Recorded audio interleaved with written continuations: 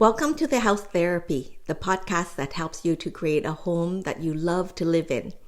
I'm Nina Dwaron, owner and lead designer at ISO Design and Interiors. And each week, we're going to explore practical ways to help bring more beauty, function, and flow into your space. From design and staging to organizing, downsizing, and everything in between. If you want a home that truly supports your life and your family, you're in the right place. Let's get started. Welcome back to the House Therapy Podcast. Today, we are going to be talking about staging ROI. This is one of those topics that comes up at almost every conversation that I have with sellers and realtors. And honestly, it's one of the most misunderstood parts of the selling process. I hear one question over and over again, and it's, is staging really worth it? Well, it's definitely a fair question, but it's usually being answered using the wrong goals. So in this episode, I want to take a step back and reframe the conversation for you, not from a marketing angle, not from a sales angle, but from my very real experience in working with homeowners and real estate agents for the past 10 years. If you're a realtor, this is going to help you guide your seller clients with much more confidence. And if you're the homeowner, this is going to help you understand what staging actually does and what it will not do. So let's get into it, okay? Why is staging so misunderstood? Well, most people try to measure staging using really one number, which is the sale price. If the home sells at asking or above the sale price, the staging is considered a success. And if it does not sell for what they're asking for, then the homeowner will then start questioning the value of staging. And truly, the way that thinking is incomplete and really not always fair. After all, we all think that our home is worth way more because, let's say, it's newer, because you put so much work into it. And recently, really, people are still thinking that their house is worth what it was in 2021. And looking at your home value this way can really lead to great dissatisfaction. And it makes it so much more difficult for you to sell. If you are not listing your home at the current market value, then you are pricing yourself out of the market. And no matter the marketing efforts that your agent puts in place, it is not going to help, not in this market. In a seller's market, which is the one we were in during the pandemic years, you can get away with listing your home above market value because the demand was there. And people were desperate to move and get more space because they were all cooped up. However, in a buyer's market, such as the one that we are in now, supply is exceeding demand. Not because there's no longer any demand, it's just that people are more cautious and waiting for prices to drop even more. And because they also know that there's an abundance of inventory on the market. Now, here's what I've learned. And no, a balanced market is 3 months of inventory at any given time, all right? But according to TREB, the Toronto Real Estate Board, there's currently 5 months of inventory across Southern Ontario. Some areas such as King and parts of Simcoe have as much as 11 months of inventory. This means that buyers have choice and they can wait it out. So if you are serious about selling, pricing your home well is the number one strategy today. And because there's so much more choice, making sure that your home stands out from the competition is equally important. This means that your house needs to be move-in ready. Any major fixes needs to be addressed right away. It needs to look updated and refreshed. and it needs to wow and emotionally connect with potential buyers. Having been part of the real estate world for the past 10 years, what I know is this, that people don't necessarily choose to sell in a buyer's market because it's tougher to sell in a buyer's market and there will be pricing implications. People who choose to sell in a buyer's market need to do so, all right?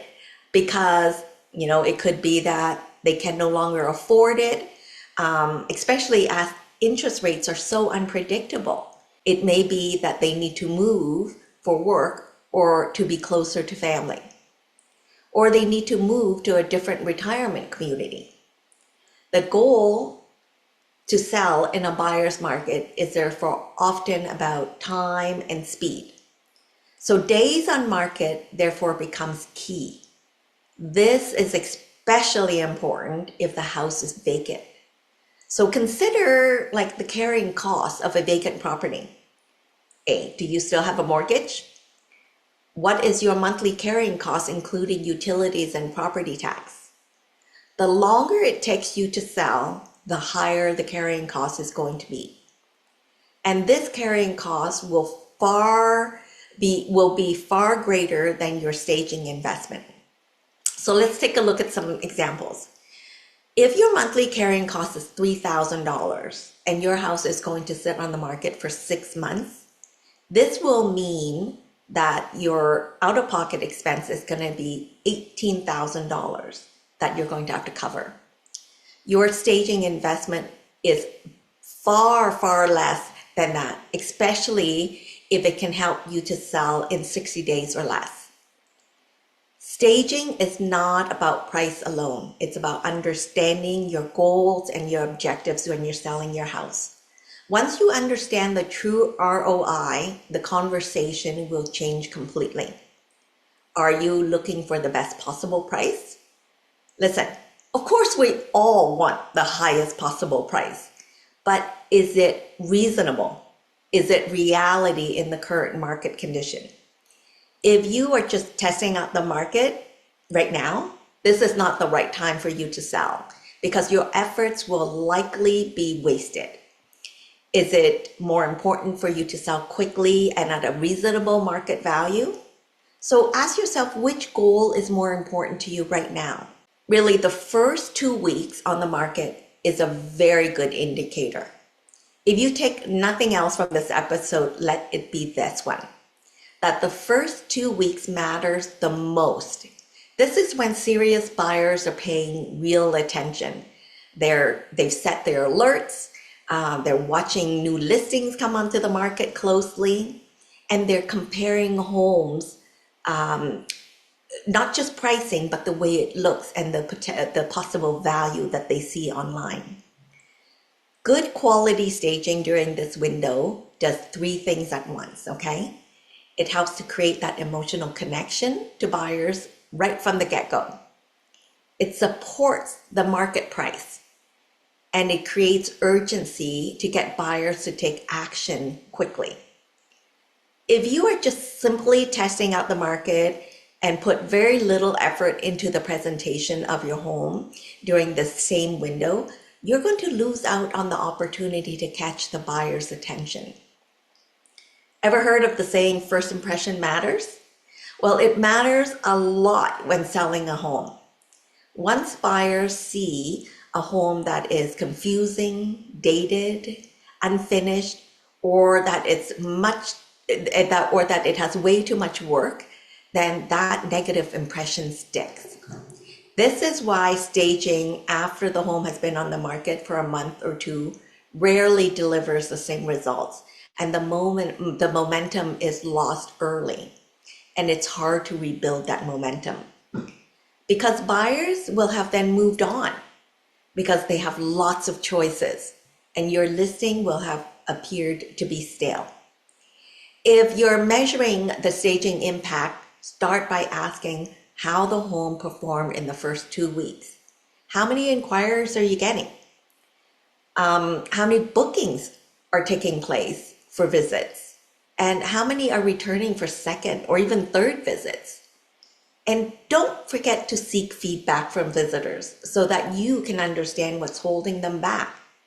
Listen, a home can sell quickly for all the wrong reasons too, okay? It can sell quickly because it was way underpriced, which is possible. It can sell quickly after a significant price reduction. That happens regularly these days. But it doesn't mean that the marketing strategy without staging worked, all right? It means that the market is correcting itself based on the perceived value of the home and how desperate you are to sell. Staging is the packaging and the presentation, which is the two P's of marketing. When presentation aligns with price, buyers will feel more confident and less skeptical about making the purchase and putting in that offer. This is an important shift for sellers to understand. Staging does not add money out of thin air, okay? What it does is that it protects the value of the home. When sellers expect staging to magically raise the price, they're going to be disappointed, I'm afraid. When they understand that staging helps buyers to see the value that are already there, expectations then become more realistic, and then the outcome can really surprise you. So let's talk for a minute about sale price versus asking price. One of the clearest indicators of staging ROI is the sale price compared to the asking price. This tells you how buyers are perceiving the value of the home. When the home is staged properly, buyers focus on the flow and the lifestyle rather than the flaws that they can see. That emotional shift changes how the price comes across. This is why two very similar homes in the same neighborhood can perform very differently. One can feel finished and intentional, and the other can feel like more money and more work will be needed. It is important to understand that staging will not help to inflate its value. Well, not in a buyer's market, for sure. It helps buyers to see the potential and therefore create their own perceived value. That's an important distinction for you as a seller to understand, all right? Another ROI indicator that people often overlook is the buyer competition. In a buyer's market, staging doesn't always mean multiple offers. It can, often show up as more showings early. Buyers are coming back for second visits or third visits, and it can help, create that strong emotional reaction during the showing, like they're saying, "Wow, I can see myself living here," or the children say, "This is my room." Staging helps buyers to imagine themselves living in the home. When a home feels clear and intentional, buyers respond emotionally, and that emotion will drive action. There's that saying that goes, people buy with emotion and then justify it with logic after. Think about the last time that you made a purchase for this precise reason, whether it was a new handbag, a piece of jewelry, or even a car. If you didn't really need it at the time, what motivated you to buy that one thing, right? So listen, even without a bidding war, increased engagement is a sign that staging is working. Staging tends to deliver the strong return when, the home is vacant or partially vacant. If the layout is poor and not always clear for buyers, if the buyer is more driven by the lifestyle, which many are today, thanks to HGTV, the market is competitive or uncertain, and if your pricing strategy really needs the support, right? On the other hand, though, I want to be honest with you, right? When staging doesn't work, these are some of the scenarios. It may not be the right strategy for you if a major renovation is required, like when the property is purely a renovator's dream, when pricing expectations are very unrealistic, right? Staging is not going to help. I have to be honest. When the timeline is super rushed and the seller is not open to prep the house before the staging happens, all right?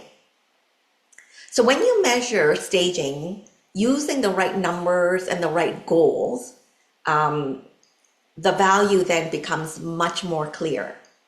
If you're a seller or a realtor who wants to know what level of staging actually will make sense for the property, a consultation really is the best place to start, because it will take away all of that guesswork and provide you with informed clarity to take the right action for the best possible return.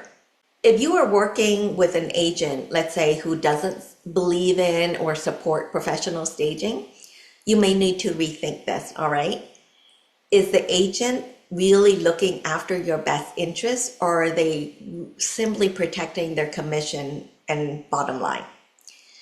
Staging is an investment, but more and more agents are adding staging support as part of their listing commitment to you, the seller. Even if it's only the initial consultation to give you the much needed professional advice to prepare your home for the best possible presentation. There are agents out there who will pay for the staging in full. Some will contribute to a portion of the staging. Some will reimburse you for the staging investment at closing. Needless to say, there are many ways to get staging for your home so that it will show as best as it can right from the start. Agents who tend to steer clear from this strategy is really behind the times. Selling a home today is not like it was 30 years ago. In my own business, 80% of my staging projects are funded by the agent, while 20% are homeowners who understands the benefit of staging and therefore reach out to us directly. Getting the right support when selling your home is key. You do have a choice in this matter, and it will make a difference to help you to achieve your goals, whether it is price or time. Thanks again for listening. If this episode resonates with you, or you know someone who really needs to watch this episode, please share it with them. At the same time, you will be doing me a great favor by liking, commenting, and subscribing to the podcast. Remember, when you take care of your home, it'll take care of you. I'll see you again in the next episode. Bye for now. Thank you for listening to the House Therapy Podcast. If today's episode inspired you, be sure to follow the show and share it with someone who would love it too. For more tips, resources, or to work with me directly, visit isodesign.ca. Until next time, remember, with a little effort, every home can be beautiful and every space can be functional. And remember, you deserve it.